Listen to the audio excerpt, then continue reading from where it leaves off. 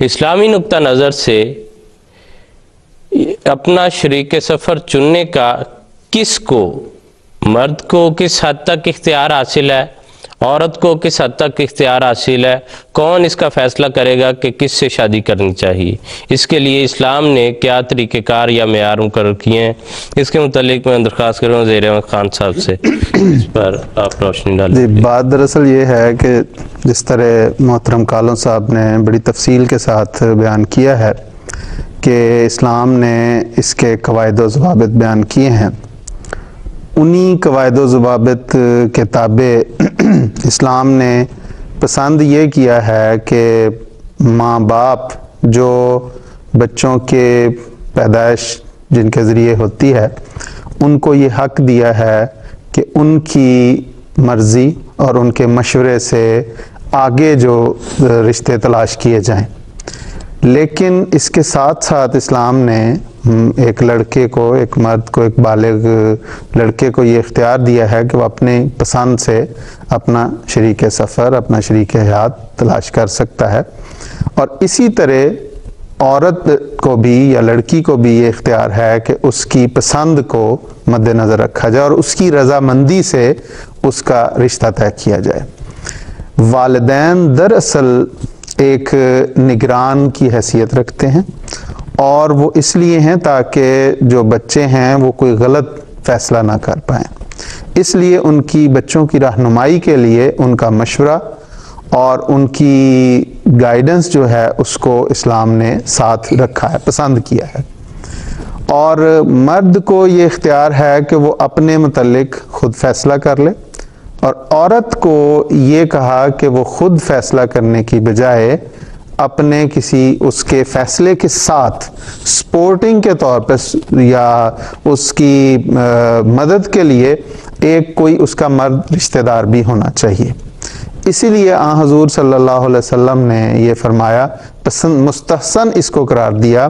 کہ عورت جو ہے وہ ولی کی رضامندی کے بغیر نکاح نہ کرے، اور بعض جگہوں پہ بعض احادیث میں حضور نے فرمایا کہ لا نکاح الا بولی، کہ ولی کی رضامندی کے بغیر جو نکاح ہے وہ پسندیدہ نکاح نہیں ہے۔ اسی طرح حضور نے فرمایا کہ جو عورت اپنے ولی کی رضامندی کے بغیر نکاح کر لیتی ہے وہ دراصل نکاح باطل ہے۔ تو اسی طرح حضرت مسیح موعود علیہ السلام نے ان ساری قرآنی ہدایات اور حضرت اقدس محمد مصطفیٰ صلی اللہ علیہ وسلم کی سے ملنے والی رہنمائی اور ان ہدایات کی روشنی میں جو حضرت صاحب نے ایک بڑا خوبصورت فکرہ بیان فرمایا، چشمہ معرفت میں حضور فرماتے ہیں کہ اسلام نے یہ پسند نہیں کیا کہ کوئی عورت بغیر ولی کے، جو اس کا باپ یا بھائی یا اور کوئی عزیز ہو، خود بخود اپنا نکاح کسی سے کر لے، اور پسند، اور آگے حضرت صاحب نے اس کی وجہ بھی بیان کی ہے کہ تاکہ اس کو وہ یہ نہ ہو کہ کوئی وہ غلط فیصلہ کر سکے۔ تو یہ ہے اس کی بیک پر جو جی وہ بھی ایک خاندان اس عورت کی بیک پہ ہو کہ دوسرے خاندان میں جس میں جا رہی ہے اس کو بھی پتا ہو کہ یہ اکیلی نہیں ہے، اس کے پیچھے ایک پورا خاندان ہے۔ تو یہ تو ایک بات ہے۔ دوسرا، اس میں حضرت مسلم اور رضی اللہ تعالیٰ عنہ نے بڑی خوبصورت اس مضمون کو بیان کیا، اور والدین کو خاص طور پہ توجہ دلائی کہ جو والدین اصرار کرتے ہیں اور یہ چاہتے ہیں کہ ان کی مرضی کو ہی فوقیت دی جائے اور بچے اپنی مرضی ان کے آگے بیان نہ کریں اور بچے اپنی رضا، اپنی خوشی چھوڑ دیں ان کے لیے، حضرت صاحب نے ایک بڑی خوبصورت میں حضرت صاحب نے فرمایا کہ عام دنیاوی جو ساز و سامان ہے، مثال کے طور پہ ایک کپڑا، ایک سوٹ خریدنا اگر جو شاید 6 مہینے چلے یا 1 سال چلے یا 2 سال چلے یا 5 سال چلے، اس کے لیے وہ کہتے ہیں، بچوں کو اجازت دیتے ہیں کہ تم اپنی مرضی سے یہ خرید لو، ہوتا ہے کہ ساتھ لے جاؤ کیا لینا ہے۔ لیکن جو وہ چیز جس میں اس ساری زندگی اس نے گزارنی، جس میں اس لڑکی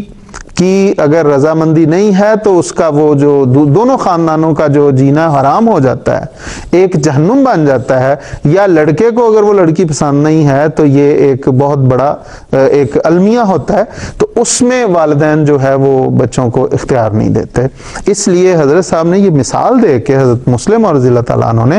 بڑی وضاحت کے ساتھ والدین کو خاص طور پہ لڑکیوں کی رضامندی کے بارے میں یہ توجہ دلائی کہ ان کی رضامندی کو پہلے پوچھا کرو،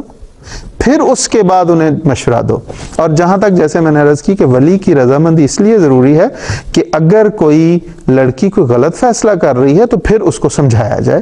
اسی طرح جماعت احمدیہ میں اللہ تعالیٰ کے فضل سے جو بڑا ایک موتیوں کی طرح پرویا ہوا ایک نظام ہے، اور جس میں اللہ تعالیٰ نے خلافت کی نعمت عطا کی ہے، اس میں ہم لوگ جہاں پہ یہ بات مانتے ہیں کہ ولی جو ہے وہ خواہ عورت کنواری ہو یا مطلقہ ہو یا بیوہ ہو، اس کے لیے ولی کی رضامندی بہرحال ضروری ہے۔ اور جہاں وہ اس کا کوئی خونی رشتہ دار،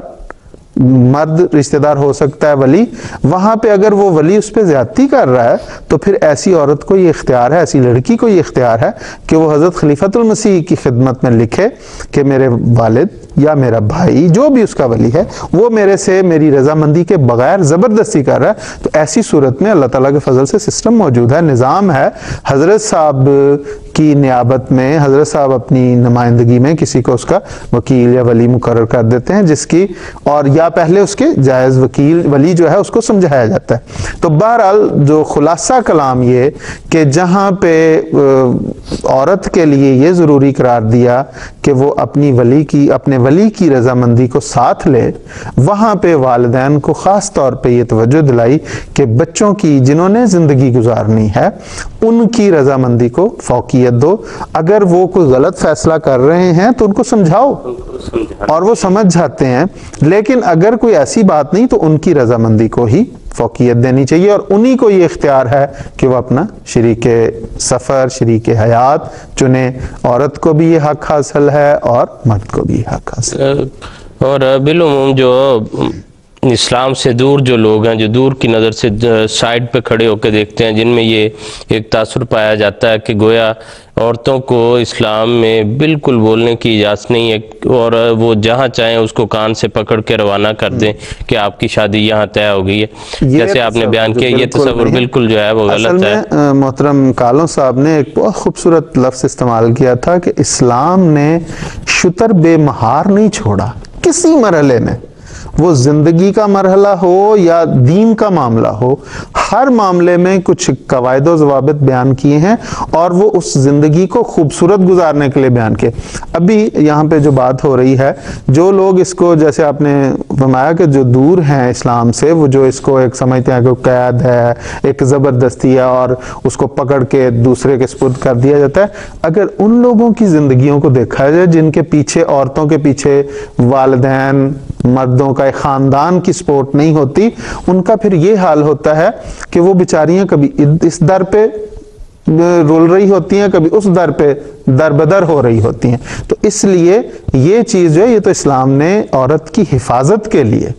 اور مرد کی بھی حفاظت کے لیے یہ اس قسم کے قواعد بتائے ہیں اور اصول بتائے ہیں، جن کے نتیجے میں یہ زندگی اور خوبصورت ہو جاتی ہے اور سہولت والی ہو جاتی ہے اور ایک دوسرے کا خیال دل میں رہتا ہے۔